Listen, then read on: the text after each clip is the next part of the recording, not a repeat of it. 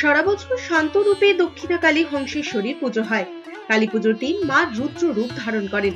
কালী পুজোর দিন সন্ধ্যারতির পর রূপোর মুখোশ, সোনার জিভ, মাথার মুকুটে মা রাজবেশ ধারণ করার পর অমাবস্যায় পুজো শুরু হয়।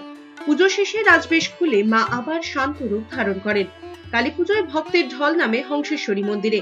বর্তমানে যেখানে হংসেশ্বরী মন্দির রয়েছে তার পাশেও বেশ কয়েকটি মন্দির রয়েছে।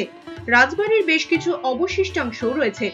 কথিত আছে রাজা নৃসিংহদেব 1801 সালে মন্দির তৈরির কাজ শুরু করেন। 1814 সালে তা শেষ হলে হংসেশ্বরী মন্দিরে মূর্তি প্রতিষ্ঠা করেন। মন্দিরটি বর্তমানে আর্কিওলজিক্যাল সার্ভে অফ ইন্ডিয়ার তত্ত্বাবধানে রয়েছে।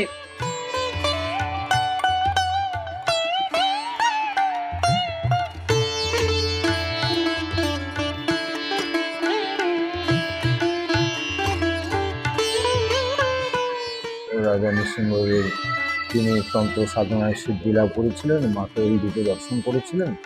সেই যে রূপে দর্শন করেছিলেন সেই রূপেতেই মাকে এখানে প্রতিষ্ঠা করা হয়েছে। এইটা শুনে তার অভিব্যক্তিটা আমার মধ্যে প্রকাশিত হয়েছে। খুব ভালো লাগছে দেখতে, অনেক দিনকার পুরানো মন্দির, ভালো লাগলো। পুজো দিলাম, সবাই আনন্দ করলাম, খেললাম। মায়ের রূপ দেখতে খুব ভালো লাগলো, খুব সুন্দর লাগলো। আমার শ্বশুর মশাই নিয়ে আমরা সবাই এসেছি, খুব ভালো লাগলো।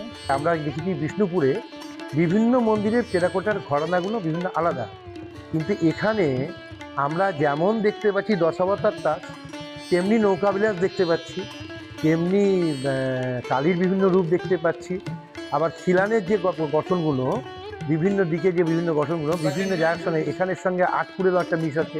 কোনো জায়গায় কালনাতে যে মন্দির পাচ্ছি তাতে একটু আধটু দেখতে পাচ্ছি। শুধুমাত্র দীপান্বিতা কালী পুজোর রাত্রে মায়ের কাপড় চোপড় ছাড়িয়ে এলোকেছি রূপ দিয়ে একটি মুখোশ আছে, সেই মুখোশে একটি জিভ লাগানো আছে।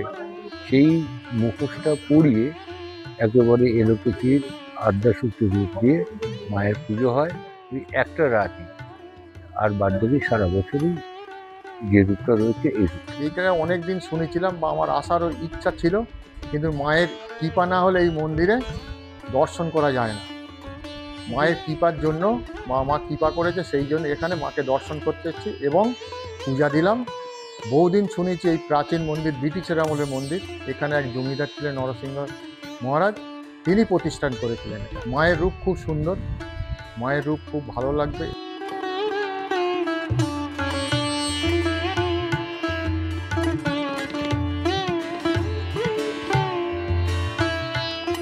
হুগলি থেকে সুমন করাতুইর রিপোর্ট, এস নিউজ।